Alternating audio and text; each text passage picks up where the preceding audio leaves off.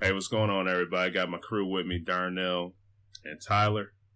I'm Trey, and we're coming your way with the 15th edition of the Don't Kill the Messengers podcast.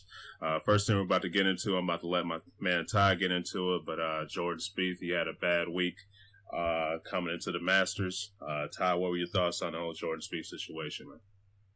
Yeah, I was talking to both you and Darnell about it a couple minutes ago, and just kind of talking about how, Jordan, first of all, we should go ahead and clear up. As a 22-year-old, Jordan Speith is very accomplished. He's already won the Masters. He was the defending champion. He won the U.S. Open last year, accumulated $22 million in total winnings last year. Very accomplished, very poised, praised for his maturity and for his just for his playing ability overall. He's a very well-rounded golfer. Doesn't really do anything that'll wow you. He doesn't hit it super far compared to a lot of the other guys. But the one thing he does very well is putt under pressure, and that's usually what it takes in a lot of tournaments, especially the big tournaments, to overcome everybody else and win.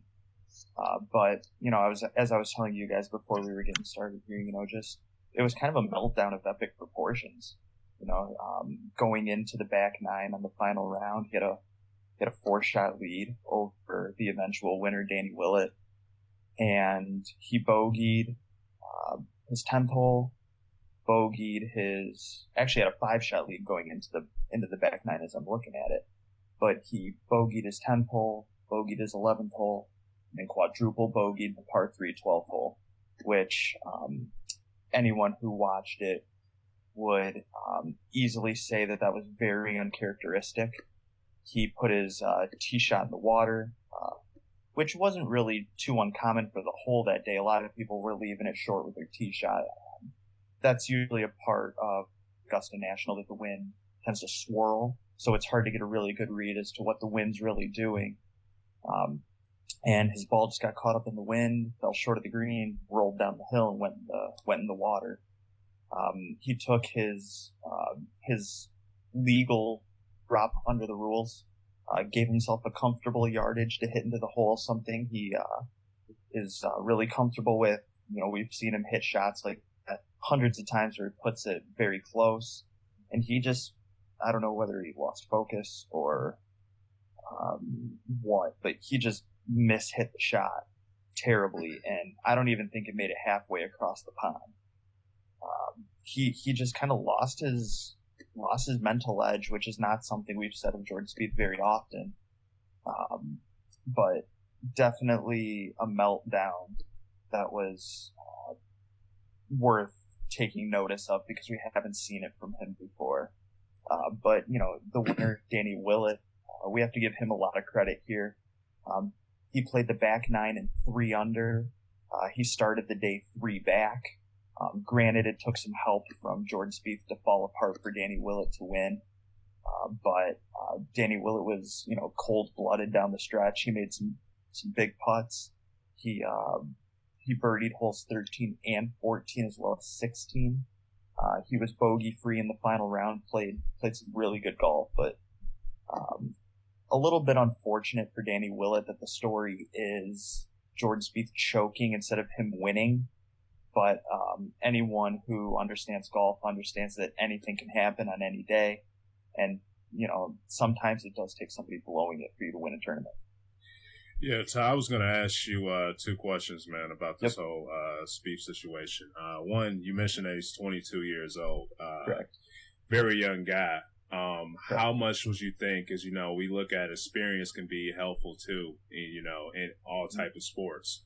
How much do you think it was just like him being young, maybe just losing focus, not being as seasoned as some of the older guys in the tournament? You think that played any role in that at all, or what? Yeah, maybe a little bit. I don't know. I definitely would not say that his lack of experience is fully to credit here. I mean, for being 22 years old, he has a lot of experience. I mean, he won the tournament last year, so he knows what it takes to win. Except this time, he, just had a loss of mental focus.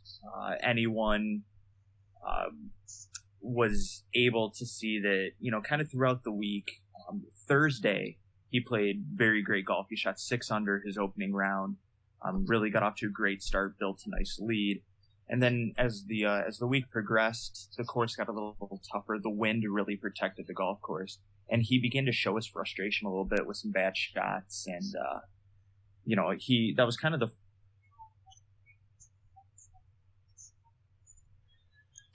I think you're breaking up, Ty. You there? Spiraled into that 12th hole on Sunday where he made the quadruple bogey. But in terms of experience, I don't know.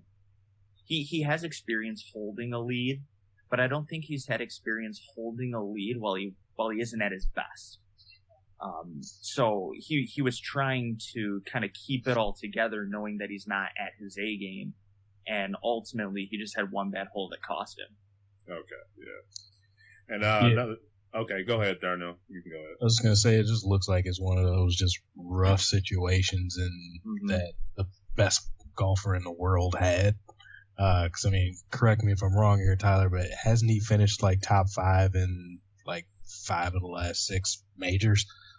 Yes, if not that, he's been very close. He finished first at the Masters last year. He finished first at the U.S. Open. I believe he finished second at the British Open and like 5th at the PGA Championship. So he knows he knows exactly what it takes to get up to the top of a leaderboard. It just, once again, I feel like this was one of those times where, he was in complete control going into the final 9 holes of the tournament, but outside of getting to those last 9 holes, he wasn't exactly playing his best. And I think he just kind of was, it was one of those situations where, like, if you have something that's broken and you just keep trying to glue it together every so often to kind of keep it from breaking even more, it's like he was just trying to glue his game together to just hold on, and he just kind of had the one hole that ended it. Yeah. Now, another thing that I was also going to ask you, Ty, is, you love golf. You've seen a lot of it. Where does this meltdown rank in terms of all the golf that you've seen? Like, is this like number 1 or what? If it's not number 1, it's really close. Probably only comparison is like Greg Norman or something, right? Well, yeah, it's actually a really great comparison. Greg Norman at the Masters back in the day, he I believe he lost a 6-stroke lead to Nick Faldo, who eventually was the winner. But that goes down as one of the bigger ones. One that you guys probably haven't heard of, but it's still a choke nonetheless. His name was Jean Van de Velde.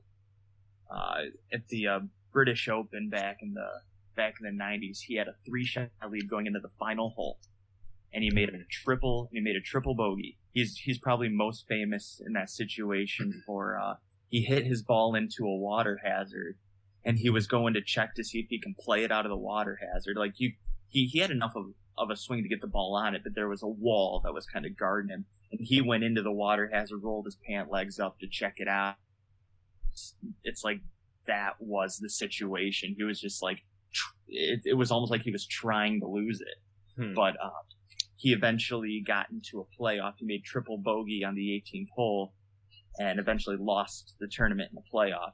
I don't think I've seen somebody have that big of a lead on a final hole and lose. But in terms of biggest choke, this is toward the top. Whether it's number 1, that's just one of those that'll just end up being debated. But this definitely is high on the list. Yeah. And I got a question for you too. Just thoughts on postmasters, because a lot of fun was had on social media from this one, especially when it came to the jacket ceremony. Because as most people know, the previous year's winner gives the jacket to the current winner. Yep. Like, in a situation like this, shouldn't the PGA call an audible? Just like, let's get somebody else in here to give him this jacket, because they set him up for more punishment. I definitely feel you. And that's one of the unique things about the Masters specifically. That's the only tournament that does this. it's, you know, it's really interesting. The tagline that's been placed on the Masters, I don't know if it's by Jim Nantz or not, but Jim Nantz has kind of made it very popular. It's when the Masters comes on, it's the Masters, a tradition unlike any other. Mm-hmm. And that situation was unlike any other for sure. Yeah. But, you know, it's one of those things where, you know, a lot of people would say, you know, why wouldn't you change it up to avoid something like that? But I think the answer just lies in golf is viewed as, you know, kind of a prestigious type game. I mean, the gentleman's game. Yeah, the gentleman's game, you know, that country club-esque, you know, mentality. But, you know, I think where, you know, golf really prides itself on character, integrity, honesty, things like that. I think this just kind of tries to promote that a little more. I don't see it changing. I mean, anybody who watched the ceremony would say, you know, as much as Jordan Spieth looked down and looked, you know, kind of, you know, bent out of shape that he lost, you know, he never let his emotions control him after the fact. He handled it with a lot of class and a lot of poise. And, you know, I give Jordan Spieth a lot of credit for having to go in there right after losing a golf tournament and having to hand over the green jacket like that. You know, I do give him a lot of credit there, you know, especially as a 22-year-old kid who could have acted like he was 22. Yeah, for sure. I mean, I'm just looking at that situation. It's like, wow, this dude he's showing some maturity doing this, but like, mm-hmm. I'm not sure if I would have blamed him if he was just like, man, after his jacket and walked off or something like that. It's like, after doing that, like, I put that like, that's like a boxer winning for 10 rounds and getting knocked out. You have to personally hand the belt over. Like, come on. Know, I can't remember exactly who said it, but it was on ESPN radio at one point. But they said, you know, if the Cavs were to win the championship, you're not going to see Steve Kerr hand Tyronn Lue the Larry O'Brien Trophy. Mm-hmm. It's just something that's so unique to the Masters, and one of those situations where not a lot of people really understood it unless you kind of understand golf a little bit. Yeah. But, you know, definitely, you know, and Jordan Spieth handled it even a little bit after, you know, directly after the tournament. It was a little rough. You know, he wasn't, you know, touching people's hand, you know, walking past the crowd or anything like that. You know, he didn't really want pictures taken. His caddy, you know, was saying, you know, hey, don't try to, you know, hey, let's, you know, hold off on the pictures and stuff like that. You know, he was trying to protect him a little bit because he you know, his caddy was right in the fight with him, and his caddy Michael Geller definitely tried to step in and be you know, a big supporter of Spieth and try to let him have, you know, a moment to himself to just kind of relax and let it pass. Yeah. Anything else you guys got to say on this topic? It was rough for Jordan Spieth, but I was love seeing them Jordan cry faces on Twitter, especially the one made into a golf course. Yeah, and you know, I was telling Darnell, I think that's the first time we've seen the Jordan cry face not be either a logo or a person. Yeah. Wow. So I think that's a first for the Jordan cry meme. Making history, man. I see. Yeah. Yeah.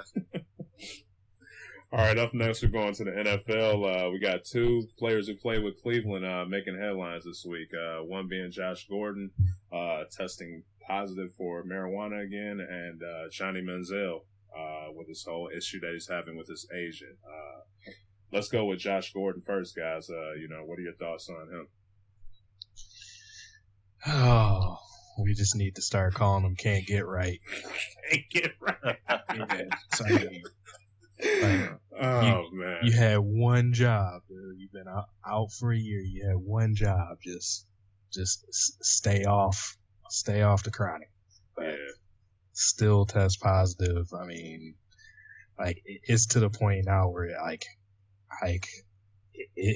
is it some mental thing with him where he just cannot leave it alone? Like, does he need to go into some treatment or something for himself? Because, like, I just don't get it how you've lost so much, like you've lost a year of your career, and you still just can't not do that one thing.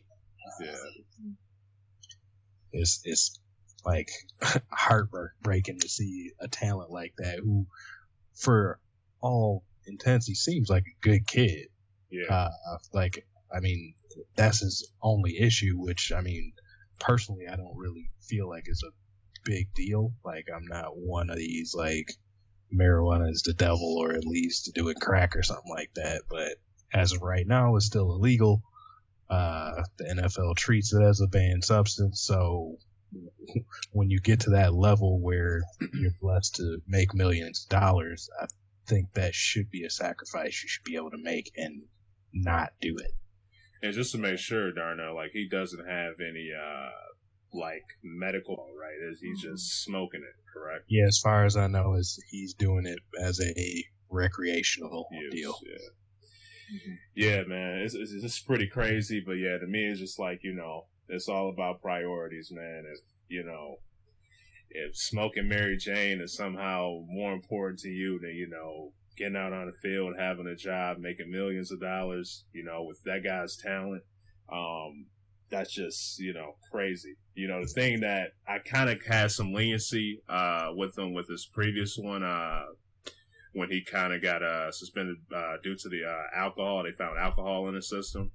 Mm-hmm. Because, you know, to me, it was like, even though he did sign it, you know, alcohol wasn't really his problem at that point. You know, marijuana was. So, you know, and for him to, have that whole year off and, you know, to know that it's basically stopping him from bringing in more money to put food on his table and everything, and for him to just get closer to it and just smoke it, and then, you know, got to face some more consequences for his actions. You know, it kind of just speaks volumes, you know. It's about, you know, like, what are you doing, man? I understand, you know, addiction can be a crazy thing to deal with, but, you know, with this man, with how his career, with that guy's potential and everything, and just marijuana just messing up his career, you know, it's really, he needs to get help if he's truly interested in playing in the NFL. Because, you know, him sitting out too, more time, you know, that's just going to ruin his career. And it's not helping anybody. Yeah, exactly. I mean, you know, one way I kind of am viewing this situation, and I'm sure you guys have thought it too, but it's like, this is just the Cleveland Browns now. Like, they have a revolving door at quarterback, and they're starting to draft troubled children, basically. I mean, trouble players. I mean, first, I guess you could say first Josh Gordon, and then now Johnny Manziel, or first Johnny whatever way you want to put it. Yeah. I mean, it's, and, you know, I agree with both of you. I mean, it seems like, okay, happened once, all right, whatever, anybody can do it once. Have it, you know, become an issue a second time, maybe we need to start seriously looking at it. Yeah. I'm waiting to see if they're going to try and send him to rehab like they did Johnny Manziel, or are they going to treat this like it's a completely different case? Yeah. I mean, because if they're really concerned about, I mean, ultimately they should be concerned about Josh Gordon as a person at this point and not football player. Exactly. Yeah. You know, one thing, you know, you could say is this a football issue or is this a person issue? And this would start to fall under a person issue, big time. Yeah. And I think Josh Gordon's at a point where I don't know whether he just needs new friends or a new mindset, but he needs some help. And unfortunately, this is the second time we've said this in a few months over a Cleveland Browns player. Yeah. And Cleveland's just starting to get that reputation for more than just a revolving door quarterback now. Yeah, definitely, you know, not the worst person to ever play in NFL, you know, since you got, you know, women beaters, killers, and all the stuff that's entered the game. But, you know, for him to have this one little issue, you know, that just holding him back, you know, some marijuana, you know, it's tough, man. I don't know if he just, needs new people around him, friends to encourage him or what, but, you know, that's a problem that, you know, easily needs to be resolved. So. Agreed. Yeah. Yeah, and you know, like Darnell said, like he could be a huge difference maker for that team. Yeah. I mean, he can flat out play. I mean, oh yeah, when he's on the field, he's a top 3 receiver. Yeah, absolutely. Yeah. In 2013, he finished with 1,646 yards. Yeah, first team All Pro with Calvin Johnson. So yeah, I mean, so it's not like we're talking about a player who might be relevant. You know, kind of had, you know, a moment or two. Like he had a season where he showed his place in the NFL. Yeah, and unfortunately, it's only been one season now. And the thing is, that was a shortened season because of him and his issue. Yeah, absolutely. So it's going to be one of those things where, are we ever going to see his full potential? Yeah. Yeah. Now, do you guys think we'll ever get a chance to see it or what? Well, not at this rate. Yeah, it's not looking like it, but he can apply again for reinstatement in August. Okay, August. So, okay. So we can see. I mean, it was once again with this test, he was under what would be an illegal amount of marijuana in your system, that the metabolite levels were that low, but since it was found, it was still a failed test in the NFL's eyes. So I don't know if that's progress for him or not. That's a good point. That's a good point. I mean, I know that stuff stays in your system for quite a bit of time. I mean, it's not something that you can get rid of overnight. That's for sure. Yeah. About his potential, man, I just do not know, man. When you take like a year off and just continuously getting in trouble with stuff like that, that just ruins your chance to truly just develop as a player. You're missing out on reps and practice, playing with good guys that can make you better and stuff like that. So he needs to really just get it together now, because I'm definitely seeing, money. Him just losing money making decisions like this, man. Mm-hmm. And I'll even take it a step further and say, all right, when his contract's up and say he has 1 or 2 more run-ins with this, Cleveland won't want him. Other teams won't want him. His career could be over. Exactly. So yeah, I think it comes down to right now, Hugh Jackson and RG3 need to get him and basically take him into one of their homes and just keep him away from anybody else that he's used to that gets in that lifestyle. I mean, if only for their own selfish reasons, because for them to thrive, he's going to be a necessary piece. Oh yeah, it's time. Yeah, RG3 and Gordon, that could be a nice little duo right there. Yeah, it's time for somebody in that organization to start playing babysitter. Mm-hmm. Yeah. And I don't know, that's a pretty young team. So they would really need, it would be nice to have one of the older guy on the team, to just grab him and say, hey man, look, you need to sit down and think life over, man, because many people play college football. Very few people can end up going pro from it. You're screwing up a great opportunity. Messing with marijuana. So absolutely. Hopefully this will be the last time, you have to deal with this. But yeah, he's losing money and losing trust from teams, continuously getting in trouble, with this whole marijuana issue for sure. So Yep.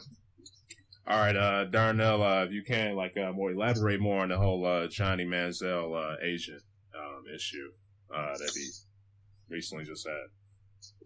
Well, basically his agent is Drew Rosenhaus, who is known as basically the shark of agents. He's probably the biggest name out there. He represents Johnny Manziel, and apparently has gotten to a point with Johnny that he has actually dropped it as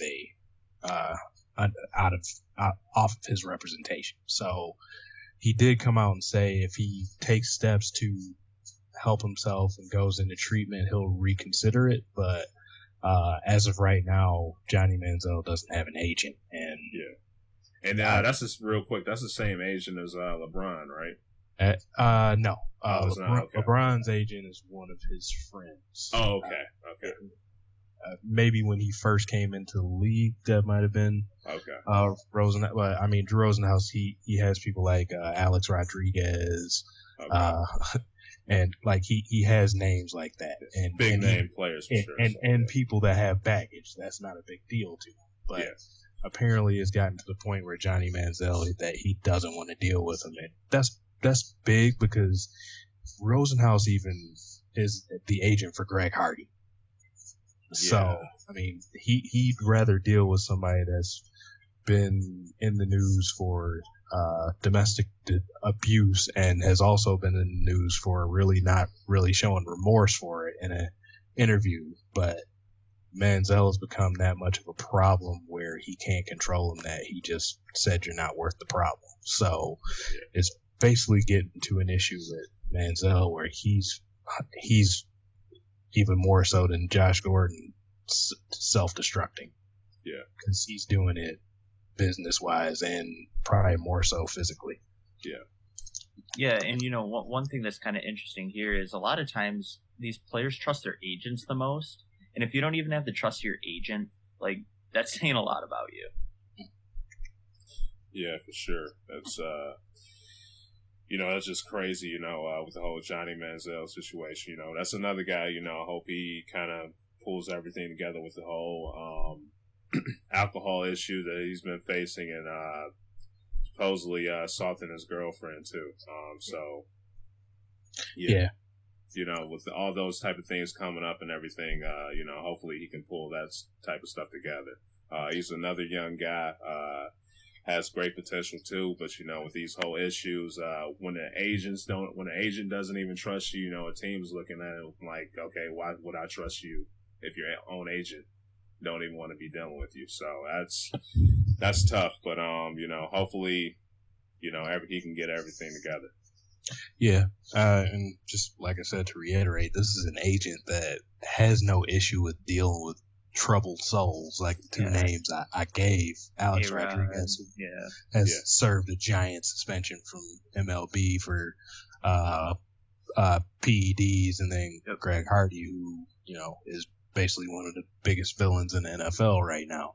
Yeah, and he's dropping Johnny, who also has his demons. Like Trey said, he has a domestic issue over his head, and for some reason he can't stay away from pictures with booze and going out getting hammered. And apparently now he's even lying about who he's staying with to try to get a job with Denver. So, like, this is another guy that just really somebody needs to pull him aside, get him some help. I mean, I don't know who it would be for him.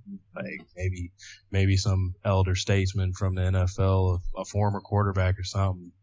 Yeah. But he really needs some help, I think, from a professional as well as rehab, because it seems like more than just booze is going on there with him. Yeah, it's exactly. Yeah, it's tough, for sure. So, yeah, hopefully they can just get it together. Any other thoughts, guys? Like I said, both of these guys, I hope they seek the help that they may need, because both have talent enough to be in the NBA, or NFL. Yeah. Watching the Heat Celtics game. Sorry, guys. But yeah, they both have the talent to be there. Josh Gordon has already shown flashes. He's an elite talent. Johnny has shown glimpses that he can be a starter, but if they can't deal with those personal issues, they're not going to be able to see any potential. Yeah, for sure. All right, up next, we're about to hop into the National Basketball Association. Just a big day overall, man. We have Golden State going for that 73-9 record, and we got my man Kobe with his last game. What are your guys' thoughts on these two headliners going on right now? I think they're, both history. Yeah.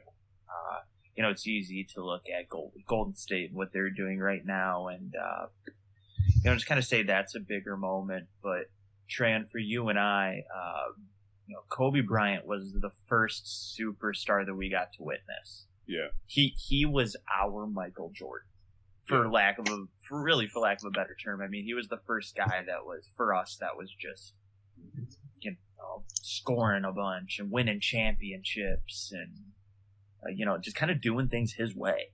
Yeah. Out on the basketball floor. You know, you fell in love with him, you know, more than I did, that's for sure. Yeah. But, you know, just, you know, very grateful to witness a career as great as his has been. You know, I also am, you know, happy to say that I'm possibly going to get to witness 73 wins. I mean, I thought that was something that may never be eclipsed. Yeah. And, you know, I knew eventually over time somebody would give it a run, but I don't think I expected it to get like this. You know, it's basically going to be, you know, a party in the Bay Area, or it's going to be ultimate sadness.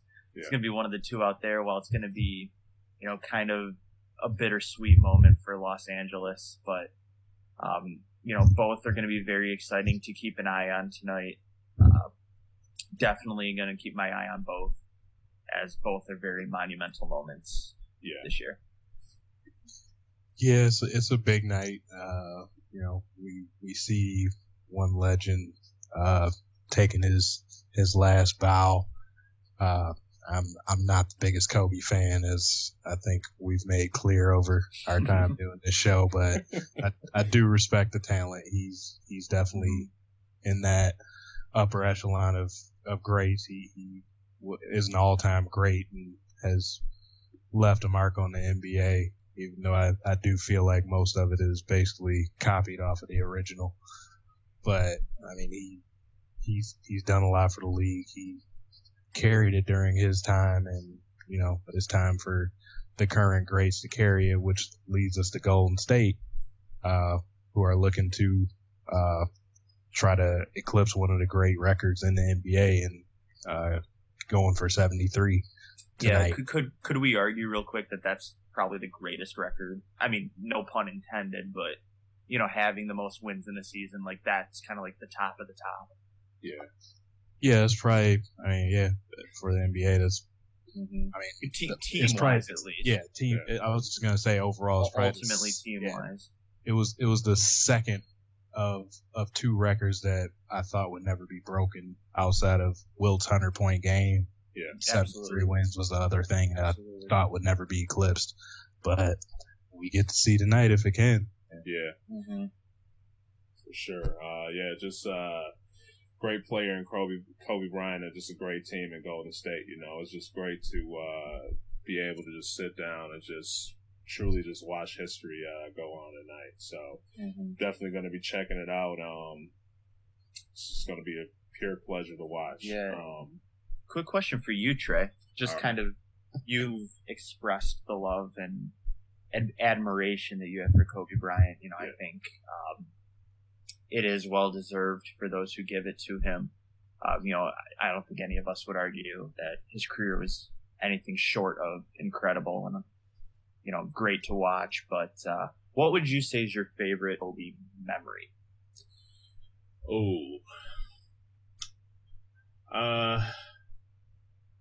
My favorite Kobe memory would probably be him dropping 81. Yeah, that's a good one. That was just, you know, just purely amazing to just see and witness, man. I mean, you know, you got Wilt's 100, but still, you know, 81, that was just, you know, how he just went off that night against the Raptors, man. That was just pure pleasure to watch. That guy was just pretty much just making everything that he was just throwing up. So, yeah, 81, that was always just a special one for me. A kind of another one, you know, Steph Curry, you know, everybody knows him as, you know, being like the greatest shooter of all time. But like one of my other favorites, favorite memories of Kobe, when he dropped 12 3-pointers in a game. That was just like, you know, wow. Because I almost thought Steph was actually going to beat it earlier this year. I forgot which team he was playing, but I think he tied it. And, like, I was kind of rooting for him. I was like, man, don't break my man's record. Don't break it. But, you know, he tied it, man. So, you know, him going for 81, him shooting making 12 3-pointers in a game. Those are just like some of my top ones. And, just him, truly repeating back to back to back. When him and Shaq, the three-peat, when him and Shaq were together, that was just, those two were just probably my favorite, just 1-2 punch of all time in the NBA. Just watching, you had a dominant specimen in Shaq, just could not be stopped. And, if something was happening, all he had to do was dish it out to Kobe.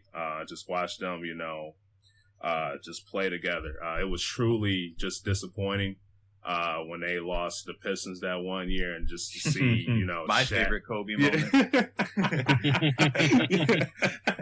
For sure, man. But yeah, to see like when they lost that championship game, and to see them just kind of just fall apart, it was just like, it's just a dark time for me in terms of just being a Kobe Bryant fan and Lakers fan, man, because when they broke up, Kobe had those down years in the NBA. They weren't winning like they wanted to, obviously, but it was just, it was just crazy. And then, him and my man Powell got together and they were able to win. But yeah, just just stuff like that, him getting 81 to 12 3-pointers in a game, man, and just most importantly, man, him and Shaq just dominating with each other, man. That was just pure joy to watch during my time, man. That was just fun basketball for me. Yeah, for the record, real quick, he was 28 of 46 from the field in 42 minutes of play. Yeah, for 81 points. Unbelievable. Absolutely. Unbelievable. Yeah, he went off that game. Yeah. Do you want to know whose mind I would love to be in tonight? I would love to be in the guy's mind from Charlotte who said, "Let's trade him." What do you if because I don't know whose decision it was. I would love to know what he would be thinking tonight. Yeah, man. They're just so crazy, You look up in the drafts, man, you just miss out, like, people missed out on Jordan, we could have got Carmelo, with the whole Darko thing, and then, like, them trading for Kobe and stuff, that's... I would say the difference between Kobe and some of those other guys, you can even say about, Steph Curry, too, is, Kobe was the 13th pick. Yeah, so there were 12 guys before Kobe Bryant. Yes, sir. That's just, hindsight's 20/20, fellas. Yeah.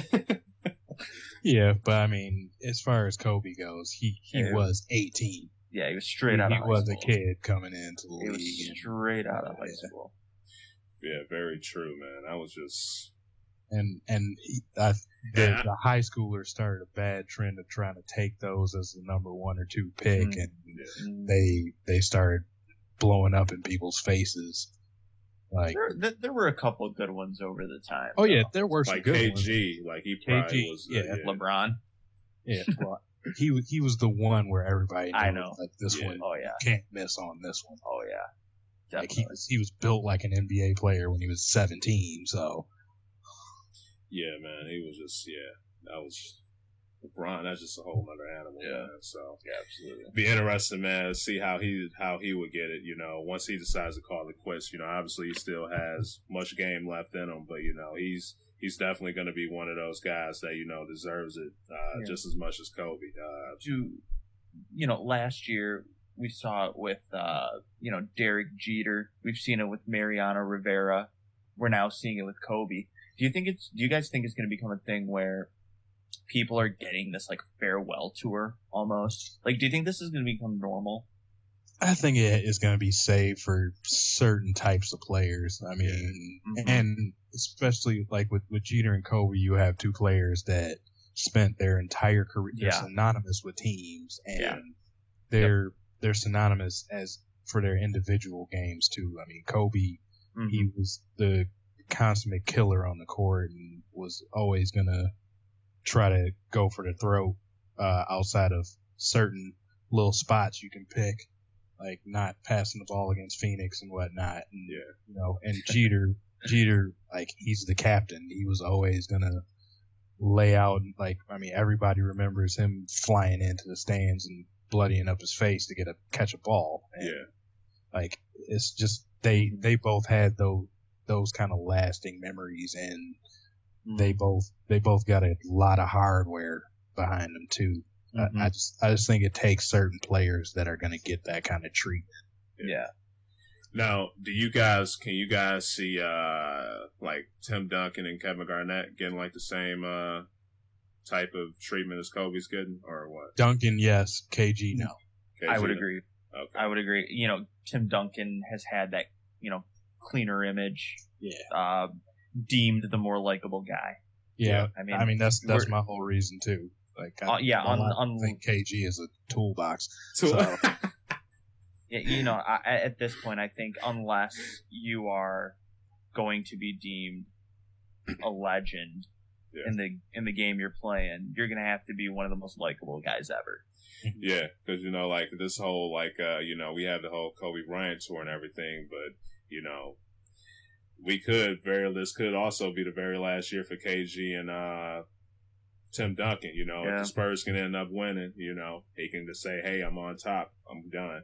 And KG, he isn't really going anywhere now, so it's kind of I think Tim Duncan would be one to more likely retire in the off season. Kind of just let it be. I think he's just, I don't know if classy is the right word. I think he's more just low-key type of guy. Yeah, I mean, he is classy. I mean, he's shown it over his career, but I don't know if classy is the right word for that moment. But, I do think he'd be one to do it in the off season, not try and draw attention to himself. One of those kind of things. Yeah. And another thing to go with Tyler's last question, I think just we also had the knowledge that both of them said, this is my last year. Mm-hmm. Yeah. Like if you don't get that from one of those greats, you can't have that farewell tour. Yeah, that's true. Very true. So, and I guess that was my question. Like, are we going to see guys try to stick out one more year just so they can get that farewell that they think they deserve or whatever? Yeah. Some might. So, I Tim Duncan, I don't think he's the type of guy to care about that. I'd agree. He's well accomplished. He just seemed like a laid back, hey, I've won championships. I got an MVP. I've gave it all on the court. I don't really care about this type of stuff. KG, I think he could, with him coming back to the Timberwolves, possibly. But, it's, he's not getting that much playing time now anyway. So it would be, it would be interesting. I could possibly see Dirk. He still has game. I'm not saying he's going to retire right after this year, but down the road, I think the next person that could possibly get it would be Dirk with what he was able to accomplish in Dallas, him staying there his whole entire career. I could see him, with especially a guy like Mark Cuban. I think he would like to honor a player like Dirk. So I could see Dirk possibly having that type of tour down the road. He's in that where I could see him getting that treatment too. Yeah, for sure. Yeah, I mean he's climbing his way up the all-time scoring list, has a championship behind him, and quietly having an awesome year right now. I would agree. Yeah, he's 37, 38.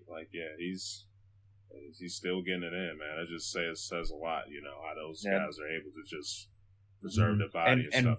And once again, filling Darnell's not necessarily a requirement, but one of the keys. He's been with Dallas his whole career. Yeah, exactly. Now let me ask you guys this: with these two, Kobe Bryant playing tonight in Golden State, going for this record. What would you say is the most important out of the two? The record. The record. Yeah. I think this is a team that still has something to do. Like the Lakers aren't playing for anything outside of to say we love you, Kobe. Yeah. So I mean, it's nice. It's great. He deserves it as a player. But it's just it doesn't hold more weight than what Golden State is doing right now. Yeah, I would completely agree. Yeah. I mean, one is history, another one's just like the end of an era, kind of. As unfortunate as it is to see, his career come to an end. Great career, a lot of accolades. I think history and the future is a little more in the mind of people. I think some people have kind of already written off Kobe his last few injury-ridden years. Yeah. Just kind of, he's been done. It's like finally he's leaving. But I can definitely see somebody saying, you know, Kobe leaving the game is kind of like a bigger moment. But I definitely think it's the record. Yeah. I can say the record, but for me, I'm going to go with Kobe. The reason why, you know, you rarely get a chance to see some of the greats play. So it's always, you know, just good to get that last little moment. But the Warriors, I think they're a young and talented team. You have Draymond Green. I don't think he's reached his ceiling yet. I think he's going to continue to get better. Steve Kerr is only his second time coaching. I think they're going to, with that team, if they're able to stay healthy and just improve and continue to work on their chemistry together, I think they'll be able to go for the record again next year. I think they'll be in talks for it. You know, this is obviously, you know, the chance to break the record right now. Go for it, absolutely. But I think with that team, with just Steve Kerr being able to be around his players more, because he had this whole injury situation this year where he was sidelined a little bit. And, you know, you have Steph Curry, Klay Thompson, Draymond Green. If they are able to continue to improve and work together during the offseason, I can definitely see them going for the record again next year if they're able to stay healthy. So it's good to see now, but I just think, you know, with this Warriors team, how they've been playing and how they can continue to improve, I think next year we can still be talking about them possibly going for the record again next year. So that's just kind of my logic behind it, but for sure. Well, and it's a personal deal for you. Yeah, sure.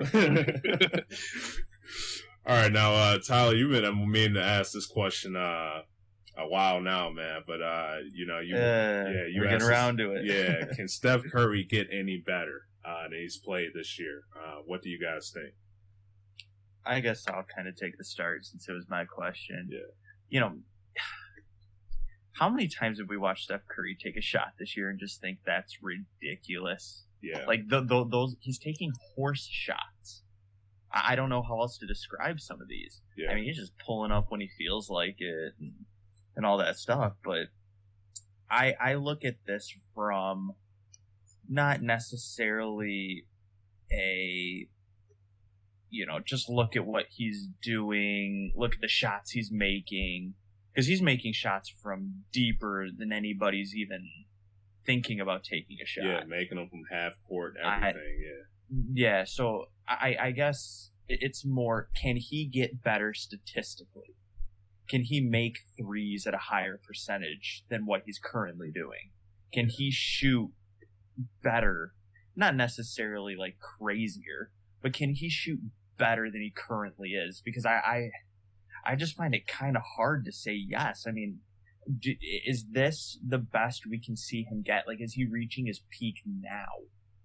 Yeah. Like, I just don't know. I mean, I think in terms of scoring, he's reaching a peak. Can he plateau? Sure. But, I mean, I just don't know how you can look at him and say he can get better than this. My whole thing, I can agree with you with that, Ty.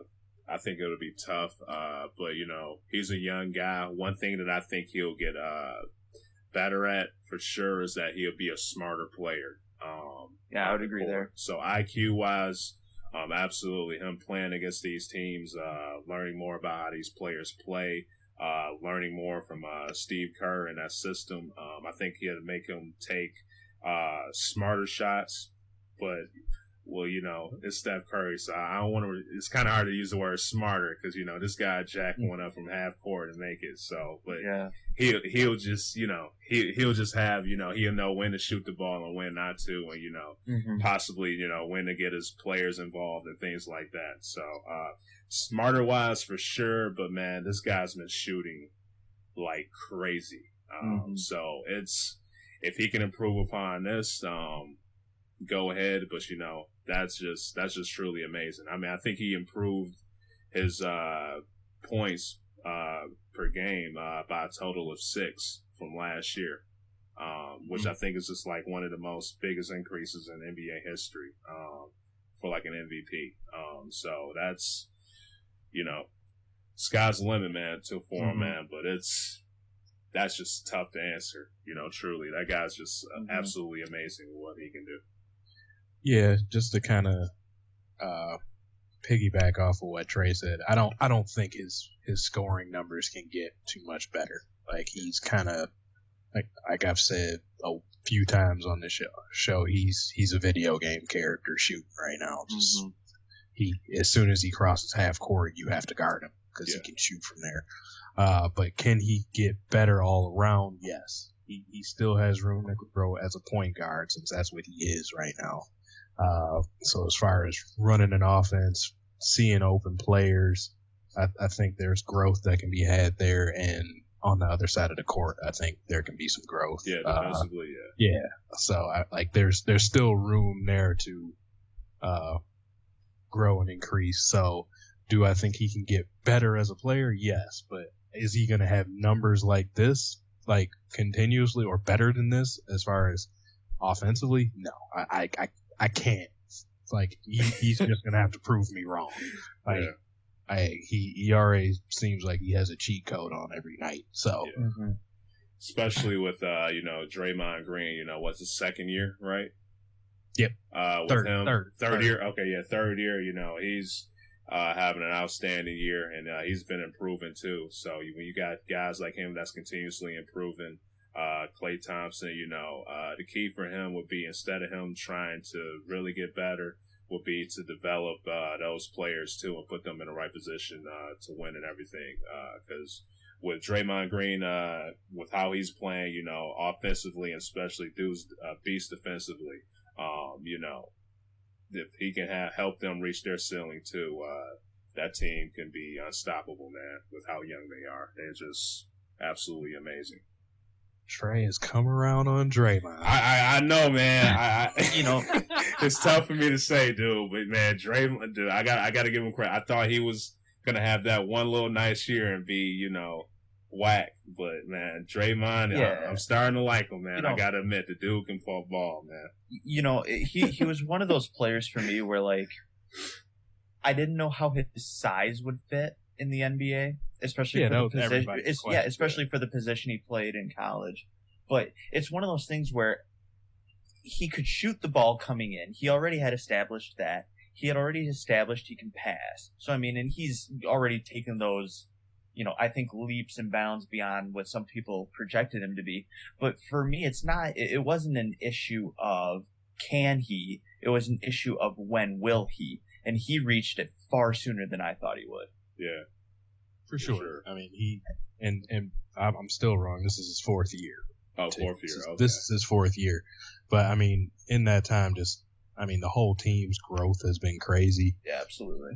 But, I mean, since we slid off to him a little bit, I got a kind of a random question. Who do y'all think is the leader of Golden State? Oh, that's such a hard question. Yeah. I think that's kind of a twofold. I think Draymond would have to be the emotional leader. We see him out there getting excited, getting pumped up, jacked, whatever phrase you want to put in there. But I think in terms of the play, Draymond being all around, yes, he's an all around facilitator for that team, scores, rebounds, assists. But for some reason, I feel like that team just goes as Steph Curry goes. I mean, I've heard people say that about Draymond Green, but I can see,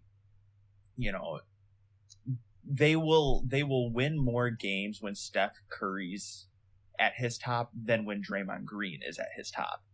So I would be more likely to say from a playing standpoint, I would say Steph Curry. But from an emotional standpoint, I would have to say Draymond Green. I mean, he takes over more headlines from post-game interviews, from, Steph Curry's more in the media pre-game for his antics more than anything else. So I think Draymond Green's kind of taken the vocal leadership of that team as well. Yeah. So, to me, that's kind of a twofold. To me, this kind of makes me think about, back when Kobe Bryant and Derek Fisher played. More Kobe. Yeah, for sure, man. When Kobe said that Derek Fisher was one of his favorite players to play with of all time just because they came in together. But Kobe said, obviously when you look at the Lakers, Kobe was a natural leader of the team. He was the guy to play and stuff. That led by his actions by playing on the court. But whenever a situation came when they needed someone to hype them up or get their head together, Derek Fisher would be the guy that would kind of speak to the team and help them get them motivated to play better. So I think player-wise, just, through talent, Steph Curry, obviously. But I think Draymond Green is kind of, filling that type of Derek Fisher type of role where, if the guys need to be energized or, they need a word or something like that to hype them up, Draymond is the guy to go for that. Mm-hmm. So two leaders, doing two different things to help their team win. But yeah, I would agree there. So yeah, for sure.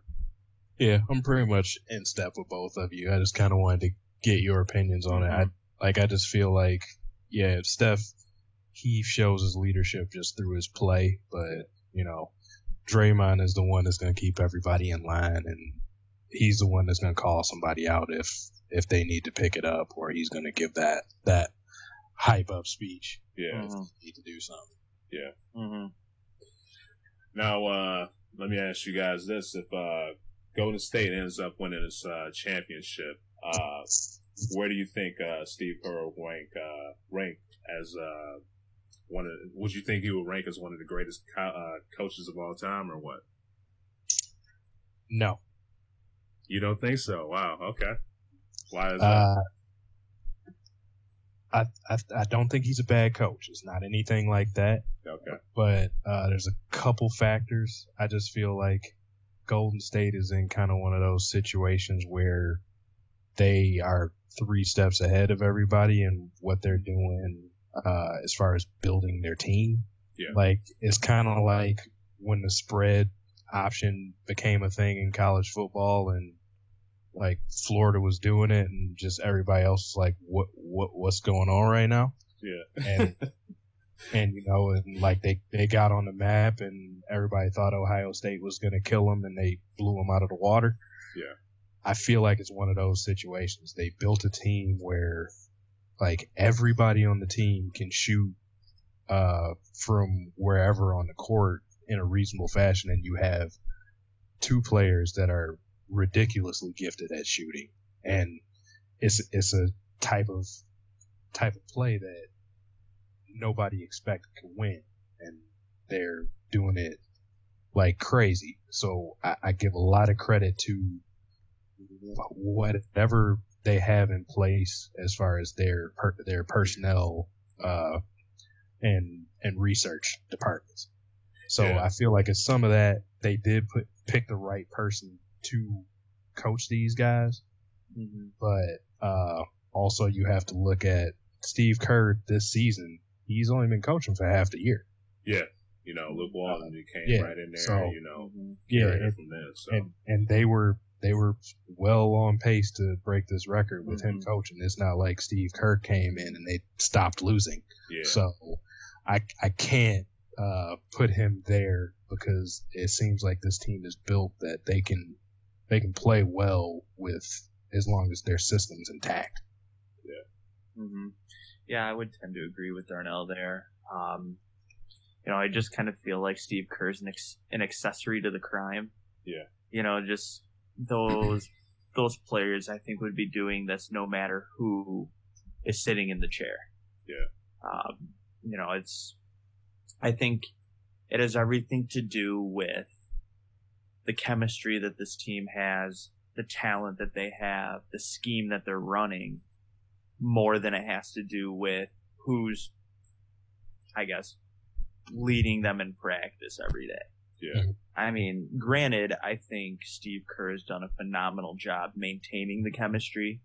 To an extent, I almost feel like when they're, when the cameras are off, when, they're not in the spotlight for the media that day, I honestly feel like he would be just one of the guys hanging out, shooting around. I honestly feel like that's what he does with them. And I feel like that team is so relaxed, even in the midst of chasing history. And, I'm I'm gonna pick them to repeat. I'll go ahead and say that right now. All I right. mean, I don't see anybody beating them. But I do feel that Steve Kerr, although may not be the credit for this team as a coach, I do think he does some other things that definitely keeps this team focused and energized each night, and the chemistry right where it needs to be. I still believe he deserves a lot of credit, but in terms of being one of the all-time coaches, I still think he needs a couple championships, just a couple more seasons of this. Not necessarily 73 wins, but I think he needs a few more successful years, another championship or two, and then we can start having that discussion. Yeah, this one was pretty tough for me to answer. You have a guy that as soon as he started coaching, he won a championship. On the verge of doing that as well, and could possibly end up getting the best record in NBA history, depending on if they win or not tonight. Very tough, but I also thought about, kind of like a guy like Eric Spoelstra. He coached the Heat.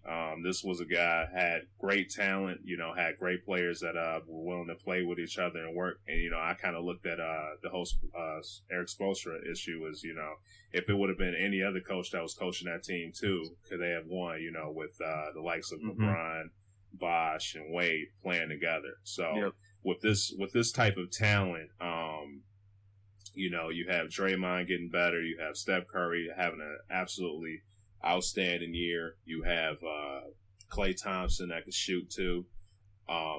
Just with these just players that could just play well with each other. It's kind of like if Coach Pop coached his team, how would they do? It's kind of like I could see other people, possibly winning with this team too, coaches. So it's it's just tough for me. I'm not trying to take anything away from Steve Kerr at all. What he's doing is absolutely remarkable. But with how this team is just set up, how they could just rely on each other and just shoot lights out every night, and plus with Luke Walton just coming right in and just helping his team win, straight off the bat. That's just. It's just, tough for me. Is it really the coach that's doing this, or is this the players? Just based on, what I saw with the Heat as well. So it's interesting to me. Yeah. And I guess to further that discussion right there, I don't think any coach can be successful without players. Yeah. I mean, we're not seeing, these great coaches be like, oh, I want to, really be great, so I'm going to go to Philly and coach them up. It's like they know that doesn't work. Yeah. It just doesn't work like that. You have to have a team. Yeah. So, I mean, yes, I completely agree with your Eric Spoelstra comment. I firmly believe that it was the players that put him on the map. I firmly believe that, the players kept him a job. Now, granted, he doesn't have LeBron anymore, and I guess Chris Bosh getting hurt. Yeah, too, yeah. So I wasn't really sure of what I was going to say about Chris Bosh there, but he has him in the playoffs. He has him. What are they, a 4 seed right now? Yep, I believe so. Yep. So I mean, three. They can get they can have the 3 if they win tonight. So they're playing for the 3. Yeah. So I mean, there might be a little bit to Spoelstra. He may have found something. I mean, he still has 2 of the better players, although Bosh is currently out and Wade's on the second half of his career. I mean, he's still found a little something there coaching, but those guys aren't gonna. I don't think any coach is looking at their legacy and saying, a great coach has to build a team up from nothing. I don't. If you kind of look at all the great coaches, they all had great players. Yeah. I mean, you look at Phil Jackson. Who did he have his entire coaching career? He had Kobe and Michael. Yeah. Kobe and MJ. I mean, if you can't win with those guys, you're just not a good coach. But anybody can win with those guys. That's kind of the argument we're making here. Yeah. You have to have players to win, but if you don't have the players, you're not going to win. I mean, it's just one of those things where I feel, not necessarily that they need to go somewhere else to prove they're a good coach, but they just need to be consistent. Yeah. And I think, Spoelstra's starting to show that. And I think Kerr will be able to show it. I mean, he has the players to do it, and he's doing it. Yeah, exactly. So, for sure. Let's see. Any other thoughts on this, guys? No. All right. What about you, Ty? You just still there? Yeah. Okay. All right. I think we hashed it out. Okay. What are you guys thinking about the playoffs? Just coming up after this, man, because we got in the East we have Miami and Atlanta. They're battling out for the third spot. You have the Celtics and Charlotte. They're battling out for possibly the fifth spot. Let's see, any other possibly the Pistons and Indiana Pacers, depending on what the wins and losses tonight. And in the West, the West is a whole nother beast. You have Houston and Utah, depending on a win or a loss, that can make or break their playoff hopes. You have Memphis and Dallas Mavericks. They're possibly going for the number 6 spot. And let's see, that's it. But yeah, you just have, teams just battling out, at like last minute tonight to see if they can make it to the playoffs. Any particular matchups or anything you guys would like to see in the playoffs when it starts? In the East, not really. Like, I just feel like it's like whoever plays Cleveland in the finals, in the Eastern Conference Finals, depending on who it is, they may be able to. I want to see if that can be a test in any way. Yeah. Like maybe Miami can give them some run. They're playing pretty well, or see if Toronto is legit enough to really give them a fight if they can get there. Yeah. But I think all the action is going to be in the West. I want to see the trifecta of who faces who out of San Antonio, Golden State, and the Thunder. Yeah, just to see who ends up in the finals, Golden State versus which one of those two. Yeah. So that's mainly all I'm looking forward to. All right. You have anything to say, Ty? Yeah, just I think I think we're all kind of conceding Cleveland at least to the Eastern Finals. Yeah. You can correct me if I'm wrong. I mean, maybe depending how good Toronto looks on their way, if Darnell said, like, if they are legit, maybe could take them down. Yeah. But I really think the Pistons could pose some threat. I don't think they'd win a series, but I think they could take them 6 or 7.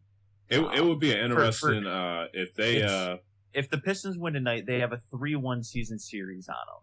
Yeah. Mm-hmm. And granted, tonight there's no LeBron, but there's also no Reggie Jackson, no Marcus Morris. Like the studs aren't really playing tonight. Yeah. So I mean, this one's kind of thrown out the window. So if you throw this out, you're looking at a 2-1 season series win for Detroit. I think that would be interesting. That would be a good matchup. I mean, I think the Pistons could potentially give them some run. Detroit always seems to play them well, but I understand, the playoffs, LeBron James just flips a switch and he becomes something else. But in terms of the West, I think Darnell hit the nail on the head there. It's, you have basically the 3 monsters in Golden State, San Antonio, Oklahoma City. Who's going to play who there? I think San Antonio, Golden State is what a lot of people are wishing for. We want them to see them play 7 all year. Yeah. So to finally get that, it's going to be pretty awesome if we do end up getting that there. But yeah, and not just because, we're all from the Detroit area, but I really do think if Cleveland is in the shambles we think that they're in, could Detroit maybe pull an 8-1 upset? I personally don't think it'll happen, but I think Detroit could give them a run for sure. I seriously think that we could see a game 7 between Detroit and Cleveland, man. I don't know. I just think that'll be a good little test and matchup for LeBron in the first series of the playoffs, man. I see potential in that series, man. I think the Pistons will give them a go for their money. Yeah, Reggie Jackson's really brought some attitude back to Detroit basketball that they've been missing for a long time. And I think it'll be very interesting to see, Andre Drummond, who had a monster year, getting to the playoffs for the first time and really kind of take it to a national stage, really. Detroit started the year with 0 nationally televised games. I believe they ended the season with about 5. So he had the opportunity to flex his stuff in front of a national crowd, but to be able to do it against a number 1 seed might open some eyes for sure. And I think Andre Drummond's an absolute stud, one of the better centers right now in the game. So I think for him to be able to flex his muscles on a national stage against a number 1 seed, and if he could take him to 7, average his, 14 and 17 or 18 or whatever, I definitely think he could raise some discussion for himself moving forward in his future. Sure. Now, for each conference, who do you guys think will end up playing for the finals, for the conference finals? I'm gonna go Cleveland and Miami, and Golden State, San Antonio. All right. Now, and also, who do you think will win out of those? Cleveland, Golden State. Okay. Yeah. Ultimately, I agree. Cleveland, Golden State. I don't know. I think the Eastern Conference has more questions than the Western Conference. Yeah. Mainly, you can pick between 3 teams in the West, and you'll probably have a 99% chance of being right. Yeah. In terms of the East, though, I think we could see Toronto, just have 1-2 versus 1-2 on both sides. Kind of make it a little bit boring. Yeah. But, I'll pick Toronto to go that far. They've looked pretty good this year when they're at full strength. Kyle Lowry's been a stud this year. DeMar DeRozan has been a stud for a couple of years now. So I'm going to go with Toronto, Cleveland, and then Golden State, San Antonio. Ultimately being Cleveland and Golden State. Alrighty. For me, I'm going to go with, for the East, Cleveland and Toronto. I do have Toronto getting out of the East. I think they're just going to end up just pulling it through this year. They got Kyle Lowry. I'm really impressed with his play. I just think they just got some good talent and pieces that's going to work together. I just need to see, how Ty Lue will have these guys prepared, in the playoffs with this whole David Blatt thing and stuff going on. This will be his first time in the playoffs being a head coach. So I think that experience could get to him and that team a little bit, especially with I don't know if LeBron James fully, trusts the play of Kevin Love, especially kind of how they've been bickering at each other a little bit through social media and whatnot. So I just think that, it's still the Cavaliers will still need to show me something. And out the West, I do have San Antonio and Golden State, and I do have San Antonio beating Golden State going to the finals. Ooh, contrarian. Yeah, man. I think Pop is gonna have. I'm impressed with Pop, man. I think he's gonna have his guys ready to beat Golden State. Is this a? Hello? You're breaking up again, man. Yeah, we're good. We're good. Okay, I can hear you now. So is that a real thought, or is that real thought, man? I've been liking because you like to be different. All right, yeah, I've been liking the Spurs this whole time. I just think I like Kawhi Leonard. I think it was a great addition to add Aldridge too. And I think with Tim Duncan, the veteran players Tim, Tony, and Manu. I think they'll be a great way to just add experience to these guys and help them out if anything comes out that they need veterans to play. Plus, with David West too, he could get some playing time too. I just think I like the veteran experience with this team. You haven't even mentioned probably the most important piece on their team. I mean, when they beat Golden State, Boris Diaw, he stepped it up. Yeah, just like it was a huge factor for them when he played the Heat and in the finals the year they won. He was balling out too, man. So I just like the Spurs, man. I could be wrong. Obviously, you know, these are 4 great teams, but that I picked for the conferences. But you know, I just think it's going to be Pop's year, man. Yeah, I mean, it's not a bad pick. Yeah. San Antonio's proven. Yeah. I mean, anything can happen in playoffs. That's the fun of it. Yeah, for sure. Now, do you guys? I'm assuming you guys, since I'm the one that went San Antonio, I think you guys have Golden State winning it all this year. Yeah. Yes. Yeah. I mean, considering I said it about 10 or 15 minutes ago, I have to stick with it. So yeah.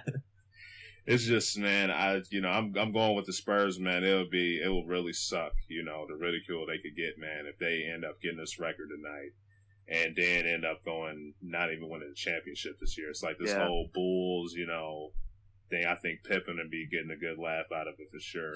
But yeah, this whole Bulls Golden State thing, these guys got this record and couldn't even win a championship, you know, that would be crazy, but, you know, I'm feeling it. You guys have any other comments? Nah. Alrighty.